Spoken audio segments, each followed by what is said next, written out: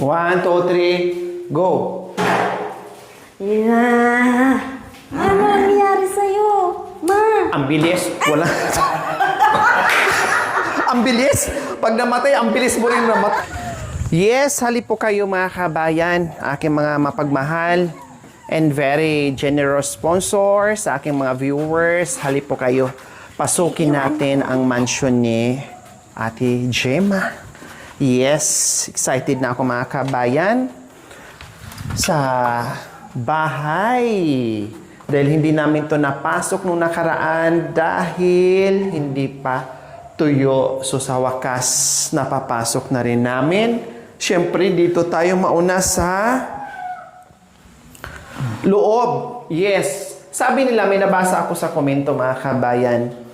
Naririnig lang nag-umi-echo. Nag-i-echo mga kabayan. Sabi nila, yun ang palatandaan na matibay yung bahay kapag nag-i-echo daw. Sabi nila. Diba? So, ganun daw katibay yung bahay natin. In fairness,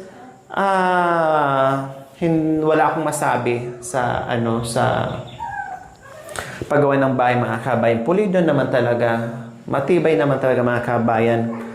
Nakikita naman natin mula umpisa hanggang ngayon ay talagang bongacious naman. No? Wala naman akong masabi doon. So ito, naka-primer na lahat mga kabayan.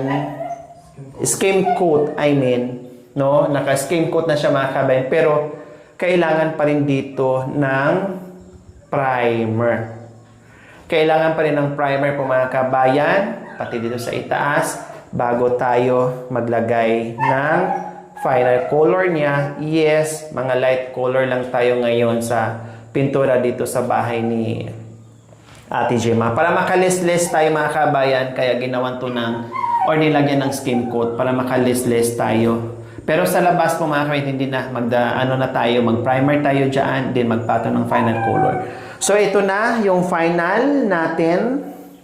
Ang kulang na lang dito is grout. Yes. Pero akala mo mga kabayan, may grout na. No? Dahil maayos at maganda yung paglapat ni Kuya Ares at yung yung linya niya ba. No, hindi tabi-tabingi. No, maayos yung pag-file ng tiles mga kabayan. At bukas, dahil bumili na ako ng grout mga kabayan, malamang tirahin na nila ito.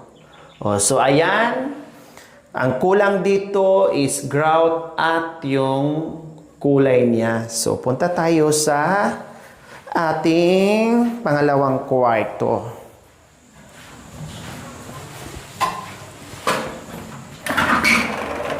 Tapos buksan mo dito, Ate Gemma.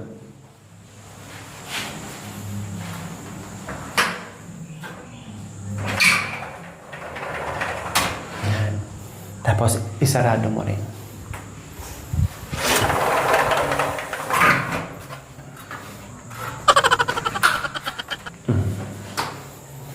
Buksan mo ulit. Ang init.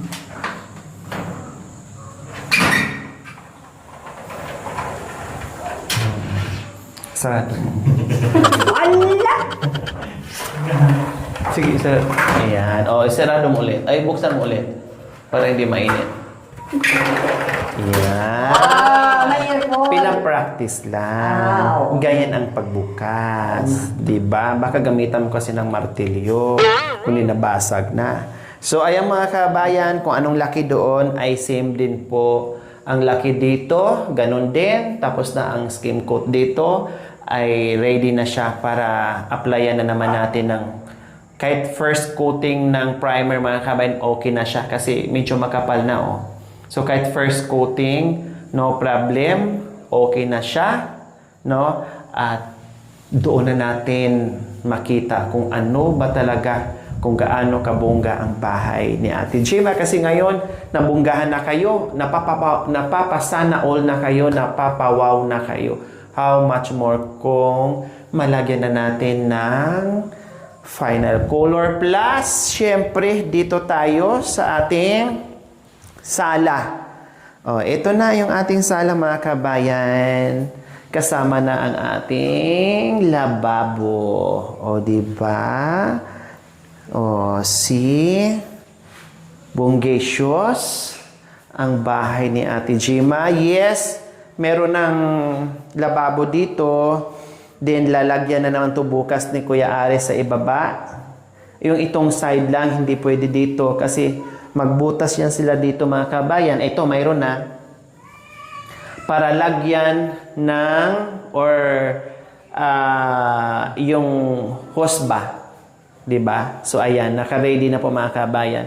Kaya, ang mangyayari dito, itong side lang ang merong shelf. Pero ito hindi kasi yung tangke ay dyan ilalagay.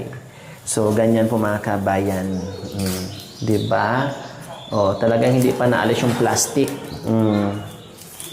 O, ganyan kabongga ang kanilang bahay.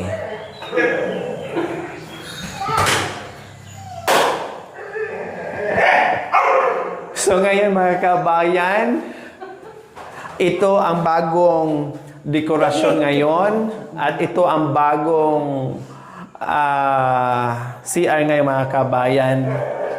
Ito na yung kanyang imbes na nasa ibaba ito, no, napunta dito sa itaas para daw mayroong silipan.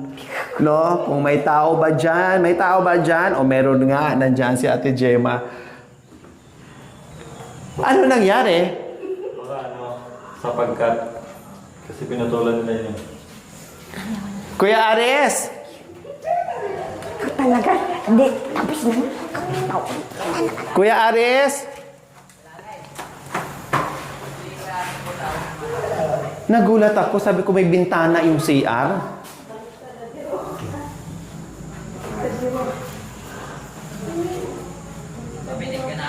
Ano nangyari? Siguro nabaliktad yung paglagay ng ano. Baliktad, sinadya ko yun. Kuya Ar, Baliktad, sinadya ko. bakit? Butas dito sa kabila, na butas nila siguro ng mga bata. Ay. Tapos, Ano nabutas? dito po madam. Kaya makikita sa labas. Ito madam.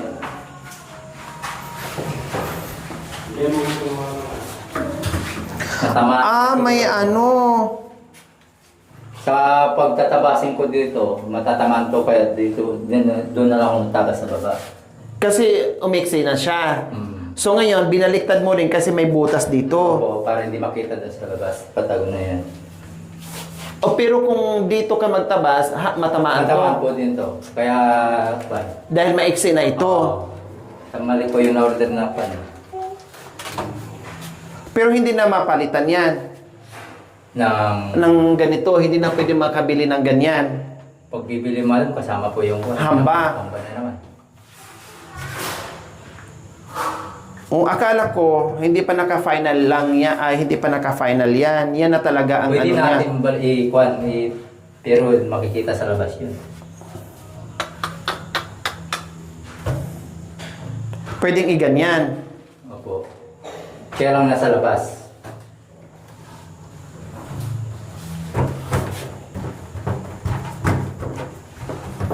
Nagulat ako kasi ito, imbis na nasa ilalim, napunta sa itaas. Akala ko, sabi ko, hindi. Mas maganda nga sa taas to eh. May Sa labas. Oh. So nabasag yung ano, may basag, may crack yung Siguro ano. naman nila.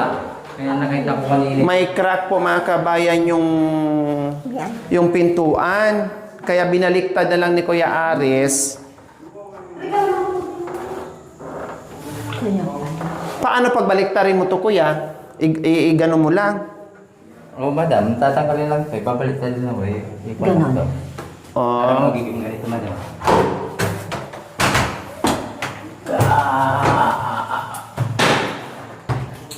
Oh. Parang ganito po. Makikita na eh. Oh, makikita na.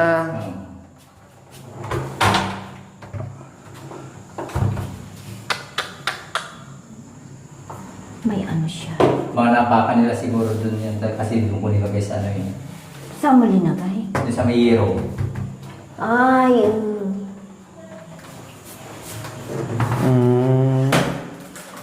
So, ginawa na lang ng paraan para hindi makita yung crack. Isayang naman. Eh, pag bumili pa naman ng ganyan, mga kabayan, Ganyan. kasama hamba. Ganyan na lang.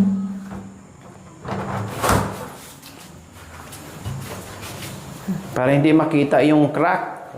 Okay na yan. So, ayan po mga kabayan. Dito na tayo sa CR. So, ayan. Ito, sabi ko nga nung una, ay okay na yan. Basta matiles yung flooring. Pero, merong sobra dyan na tiles natin. So, gagawin ni Kuya Aris dito. So, magkakaroon to ng siding. Hanggang saan, Kuya Aris? 60. Ganyan lang. Hindi na pwedeng iganyan. Wala naman. Dagdagan natin ulit ng wala. So, ganyan lang. Para hindi lang masayang mga kabayan. No? Para wala lang tapon na materyales. Kaya isalpak na lang natin. Since na may sobra, isalpak natin dyan para walang tapon, walang sayang.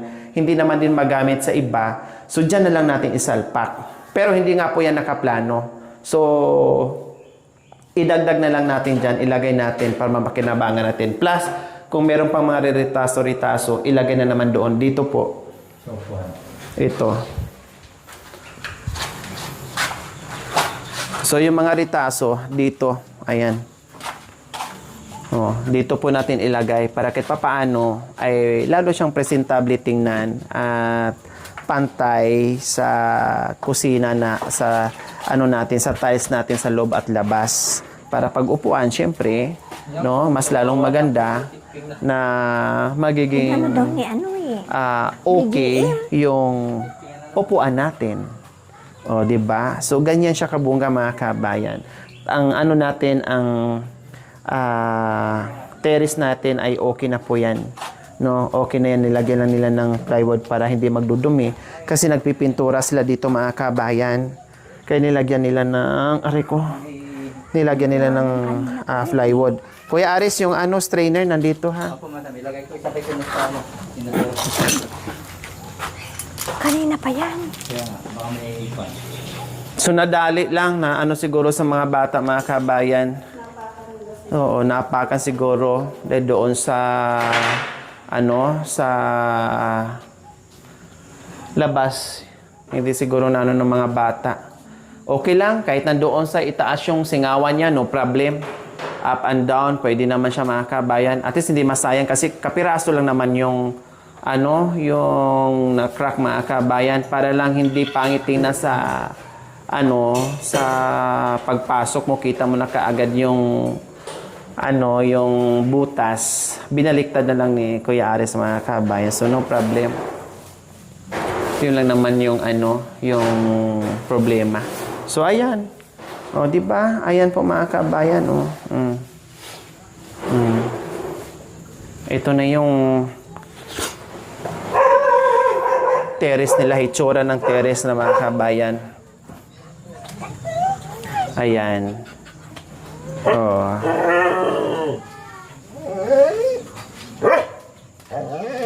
Ayan. O, anong sa inyo po mga kababayan, mga mahal kong mga sponsors and viewers dito sa bahay ni Ate Gemma? Anong sa inyo po dyan? Wow, so nice. Ay, Kuya Aris, mayroon pala akong itanong. Anong tawag dito? Yung lalagyan ba ng ganyan na kahoy? Ay, Kwan. Anong tawag dyan? Mold. Cornisa. Ha? Cornisa. Cornisa? Opo. Magkano kaya yan? Yung mura lang siguro madam. Baka nasa 1. Di ba kahoy lang yon? May plastic, may May plastic din. may kahoy din. Meron din na yung kulay puti na pinturahan. Na may pintura May na. pintura na po yan. Sige, tanong ko. Mura lang yun, di ba? So, ano mo lang naman yun, di ba? Oh, iba-black screw. Black screw lang, no? Opo. Just in case na ma-canvas ko bukas, kung mura lang, bibilin ko ha. Oh. Ano mo na lang, follow na lang. So, ito mga kabayan, kasi napanood ko lang, nakita ko lang, sabi ko, napansin ko parang, Yung gustong ay pakiano mo nga kung ilang piraso para malaman ko ano ko bukas, ipa-canvas ko. Kasi ito mga kabayan, sabi ko, para bang napakaganda ng bahay. Tapos wala siyang ganyan na plain. Pero nilagyan naman ng skim coat yan. Or yung masili, anong tawag doon, kuya? Yung team call. Skim coat. Kailan, sabi ko, parang gusto ko pa siya lagyan ng yung sinasabi kanina ni Kuya Aris.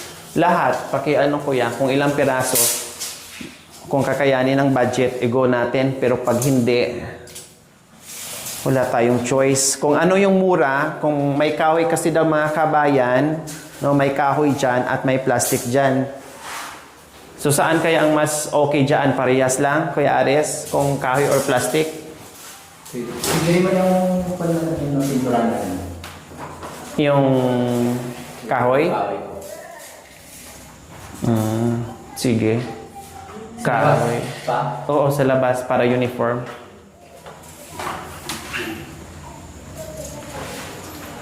Five. Anong haba ba yon? May 12. Mataas, maano din pala. Kasi parang bagay siya dito sa design na nilagay ni Kuya Aris na maglagay tayo ng ganyan sa pinakakanto. Diba? Sana mura lang, no? Para makayanan natin. 100 plus po isa. Nasa 180 po isa. Sana nga para kahit pa paano ay maano natin, malagay natin mga kabayan. 4, 5, 6, 7, 8.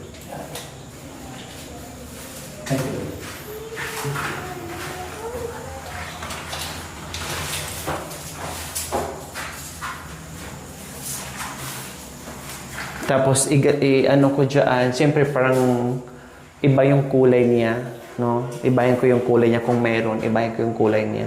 Kasi ito light color, then light color, so ibahin ko yung kulay niya. Pero nandoon pa rin, match pa rin dito dapat. Para hindi siya ano. Bali 14 lahat madam. 14 pieces. Na 12 ang haba. 14 na 12 ang haba. Kung ilagay natin 200 times 2. So, 2,800. Pera muna. 3,000. May pera yan sa atin. Oo, marami kang pera. Kasi wala si tate, hindi kayo hinihingian. Dito marami, ma'am. Wala. Tinan mo kung marami.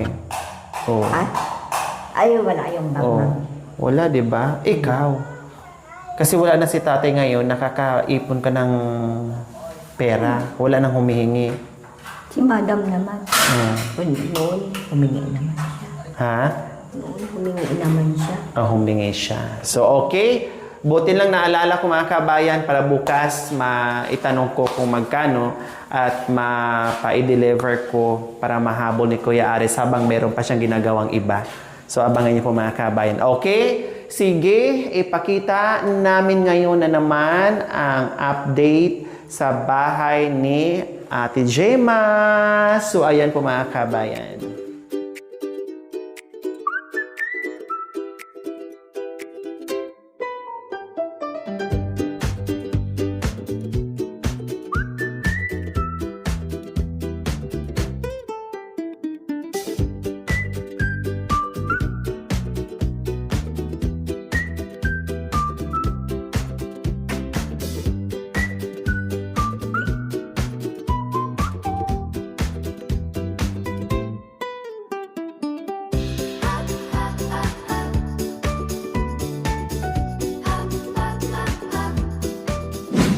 Pinggan dyan.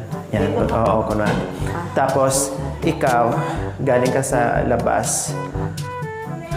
May ano ka, parang nangihina ka, tapos bigla kang hinamatay. Tapos ako naman dito sa kwarto, magugulat din ako.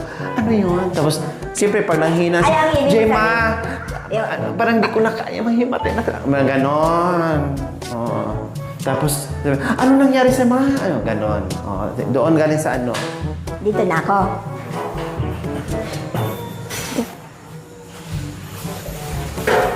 1, 2, 3, go! Ano nangyari sa'yo?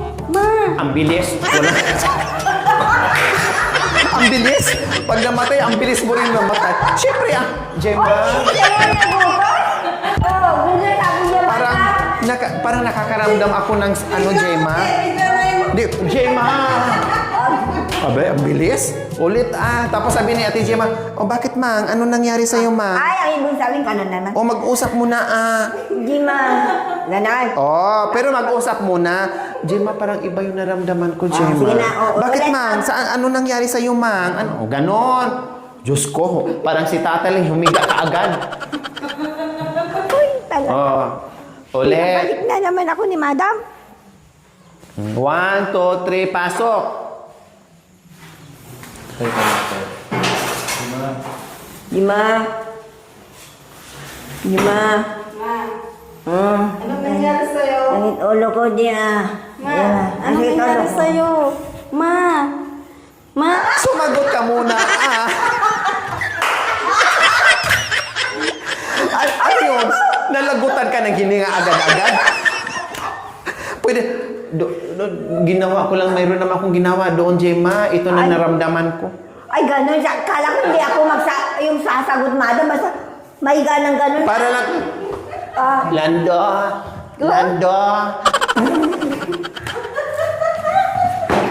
Habaan muna natin. Sayang yung binayad ng director natin na kagad-agad. Ay, Diyos ko. Take 3. Habaan mo na, magkwint. Ito man ang ginawa ko dun kanina. Ay, apo. 1, 2, 3, pasok.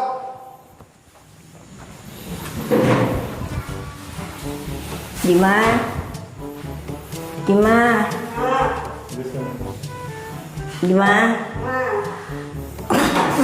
Ano to? Hindi ko muna. Ang sakit ang ulo ko. Anong nangyayari sa'yo, Ma? Ang sakit ang ulo ko. Ma, ang init mo. Bakit? Ano nangyari, Ate Gemma? Mainit siya, Ma. Nanay Irma? Ha? Mainit siya, Ma'am. Bakit saan ka ba galing? Sa labas na. Anong ginawa mo? Ma, Nagot. Kaya mo pa, Nanay Irma? Hindi na, Ma'am. Buti naman para wala na magpatay ng kuryente.